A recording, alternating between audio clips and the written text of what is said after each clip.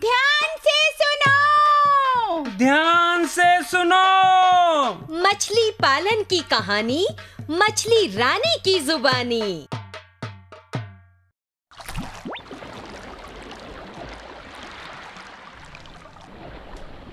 यहाँ की मछलियाँ कितनी स्वस्थ हैं। इनका घर भी कितना अच्छा है। चलें, इनसे इसका कारण। तुम मुझे स्वस्थी कहकर पुकार सकती हो। कौन हो तुम? कहाँ से आई हो? कुछ पूछना है तुम्हें? आप स्वस्थ हैं तो आपका नाम हुआ स्वस्थी। मैं पतली हूँ तो मेरा नाम रख दो पतली। यहाँ तो सब लोग बहुत स्वस्थ, सुडौल और खुश हैं। तुम क्या इसका कारण बता सकती हो? सुनो बहन, पहले यहाँ भी लोग तुम्हारी तरह पतले और दुखी थे, लेकिन आज हालात बदल गए हैं। कैसे? ऐसा इस तरह से हुआ, जब से इस घर का मालिक मछली पालन सीख कर आया, तब से यहाँ के लोगों के हालात सुधरने लगे। मछली पालन? हाँ, मछली पालन। ध्यान से देखो, हमें स्वस्थ रहने के लिए पर्याप्त भोजन और स्वच्छ आवास चाहिए, और ये यहाँ उपलब्ध है। देखो, यहाँ आसपास कितने सारे भोजन उपलब्ध हैं। स्वच्छ आवास और भोजन के अलावा सबसे महत्वपूर्ण है प्राणवायु। प्राणवायु के बगैर तो जीना कठिन है। पल दो पल में ही मृत्यु हो जाती है। जानती हो, इस घर का मालिक इसको स्वच्छ रखने के लिए और भोजन व्यवस्था ठीक रखने के लिए रोजाना एक निश्चित मात्रा में खाद को पानी में घोलकर छिड़काव करता है। अच्छा। इनसे छोटी वनस्पतियों का उत्पादन होता है। ये हमारे शाकाहारी भोजन के काम आती है, तथा इन्हीं को खाकर मांसाहारी भोजन पलता बढ़ता है। और तो और, सूर्य के प्रकाश की उपस्थिति में इन्हीं वनस्पतियों से पानी में प्राणवायु बनती है, जिसका उपयोग हम लोग करते हैं। बहन, क्या बताऊं, हमारे यहाँ तो भोजन के लाले पड़े रहते हैं। कई दिन भूखे ही रहना पड़ता है। पर हमारे घर में भी वनस्पतियाँ बहुत हैं, पर हाँ, काफी बड़ी बड़ी। इनसे भी तो भोजन या प्राणवायु बन सकती है। तुम ठीक कह रही हो। छोटी वनस्पतियों की उपस्थिति में सूर्य का प्रकाश काफी गहराई तक पहुंच पाता है, जिससे पानी में भोजन अधिक भाग में बनता है। पानी के बड़े पेड़ पौधे तो सूर्य के प्रकाश को अंदर आने ही नहीं देते, जिससे भोजन ही नहीं बन पाएगा। अरे, हमारे घर में तो वैसे भी धूप नहीं आती है। किनारे पर बड़े बड़े पेड़ जो लगे हैं। अरे हाँ, एक चीज तो भूल ही गई। हमारे घर में तो कुछ ऐसे भी लोग हैं जो हम छोटों को तो कच्चे ही खा जाते हैं। अरे, ये कौन लोग हैं? अपनी तरह के भी हैं, पर पूरे मांसाहारी हैं। कुछ अन्य भी हैं। हमारे मालिक तो घर से इनका पूरा सफाया करने के बाद ही हमें रखते हैं। राम भाई, आप कैसे मछली पालन करते हो? हमें भी तो बताइए। अरे भाई श्याम, मछली पालन भी धान की खेती जैसा ही होता है। हम लोग तो धान की खेती करते हैं। बताओ, इसमें क्या क्या चाहिए? सूर्य का प्रकाश, पानी, बीज और खाद। ठीक, मछली पालन में भी इन्हीं सारी चीजों पर विशेष ध्यान देना चाहिए। अच्छा, वो कैसे? भाई, धान की खेती में बीज डालने से पहले किसान जमीन की जुताई करता है। वैसे ही मछली पालन के लिए तालाब जिसका पानी नहीं सूखता, उसकी वनस्पतियों तथा मछलियों को निकाल देना चाहिए। हाँ, अब समझा। धान की खेती और मछली पालन में भी असमानता है। वो कैसे?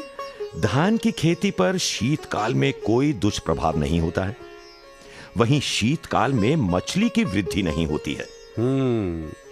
तो एक काम किया जा सकता है। हमें इस दौरान ही तालाब की तैयारी का काम पूरा कर लेना चाहिए। ये हुई ना समझदारी की बात। आज तो मैं इतना उत्साहित हूँ कि मैं सोचता हूँ मैं भी मछली पालन का कारोबार शुरू कर दूं। क्यों नहीं, क्यों नहीं, पर पहले इसे बारीकी से समझ लो। जी।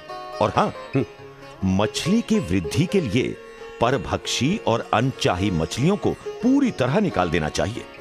क्यों और कैसे? भाई, ऐसी अनचाही मछलियां तो पालने वाली मछलियों को खा लेती हैं तथा भोजन और प्राण वायु का अधिक हिस्सा चट कर जाती हैं। जरा विस्तार से बताओ। पहले तालाब के पानी को निकालना चाहिए। उसके बाद तालाब की गीली मिट्टी में चूने का छिड़काव करना चाहिए।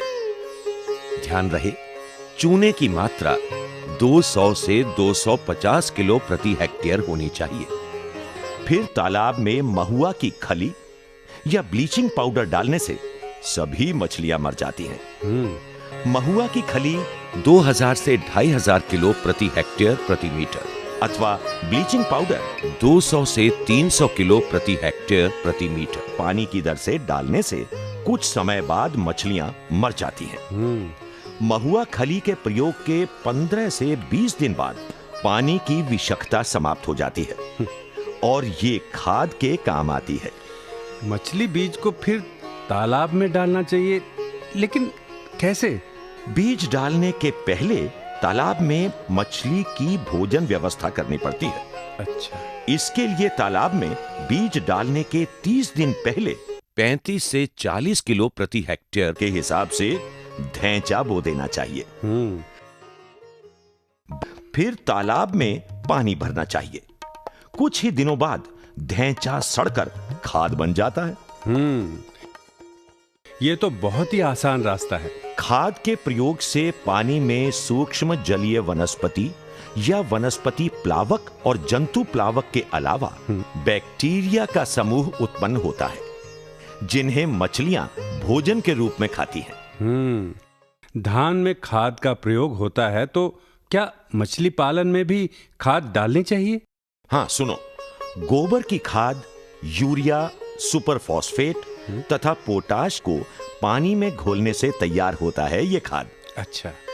तालाब में बीज डालने के 7 दिन पहले इसे छिड़का जाता है। 0.1 हेक्टेयर के तालाब के लिए 30 टोकरी गोबर, 30 अंजुली सुपर फॉस्फेट और यूरिया और 30 चुटकी पोटाश एक साथ पानी में मिलाकर घोल बनाते हैं। हाँ, अगर धैंचा या महुआ का प्रयोग किया गया है तो इस घोल को डालने की आवश्यकता नहीं है। अच्छा। मछली के बच्चे डालने के बाद भी यह छिड़काव करना पड़ता है।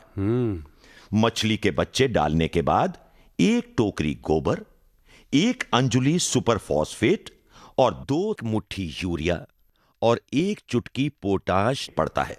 अच्छा। इससे तालाब में निरंतर भोजन उत्पन्न होता रहता है। पानी का रंग अधिक हरा होने पर खाद डालना बंद करना चाहिए।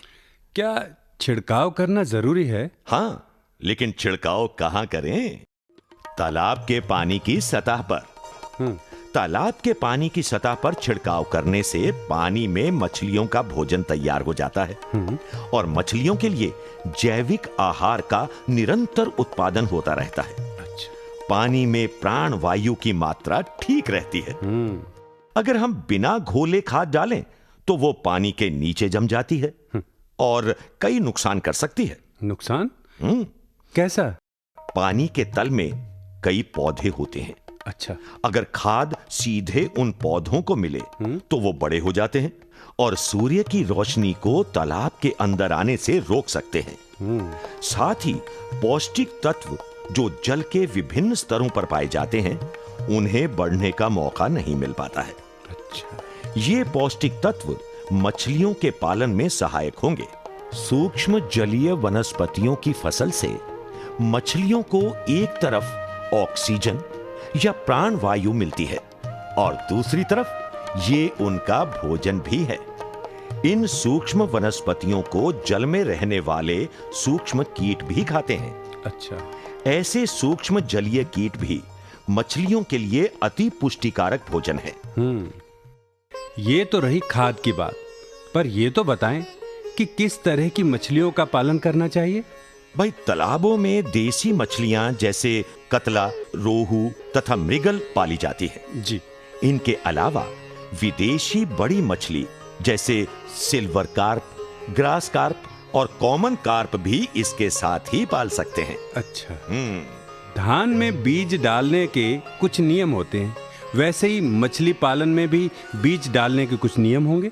हाँ, सुबह के समय मत्स्य बीज को कपड़े की जाली से छानकर जाली सहित 2-3% नमक के घोल में कुछ क्षण तक डुबा देते हैं। अच्छा।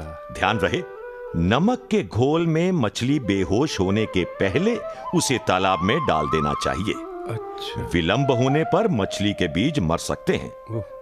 नमक के घोल में डालने से बहुत परजीवी मर जाते हैं, जिससे मछली को बीमारी होने की संभावना कम हो जाती है। नमक के घोल में रखने से मछली तनाव मुक्त हो जाती है और मछली बीज के साथ दूसरे स्थान से आई बीमारी को आने से रोकती है।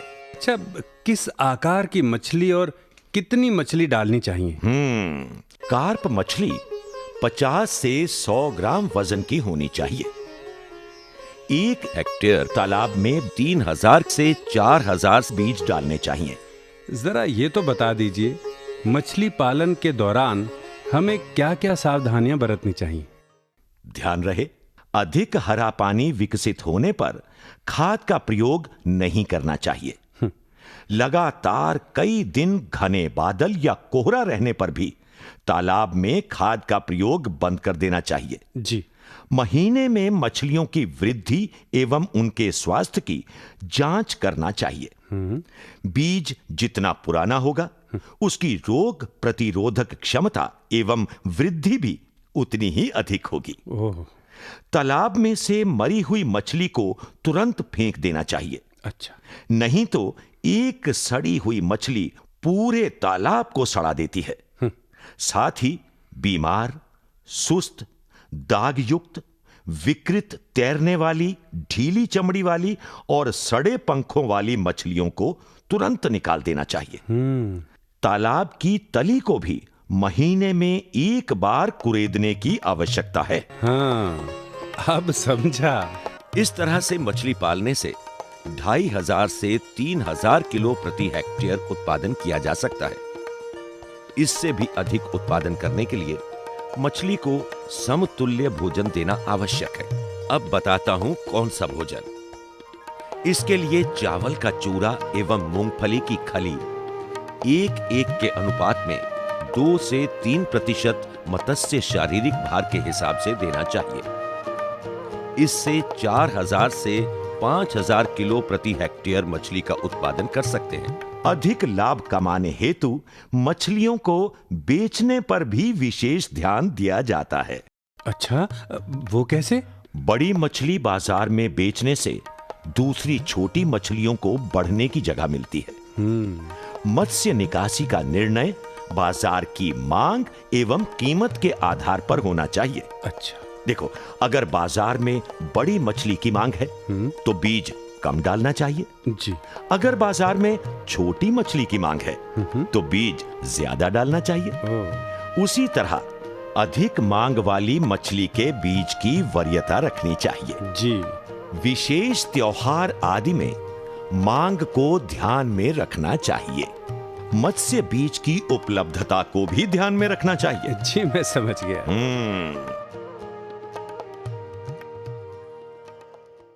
दुख भरे दिन बीते रे भैया, अब सुख आयो रे।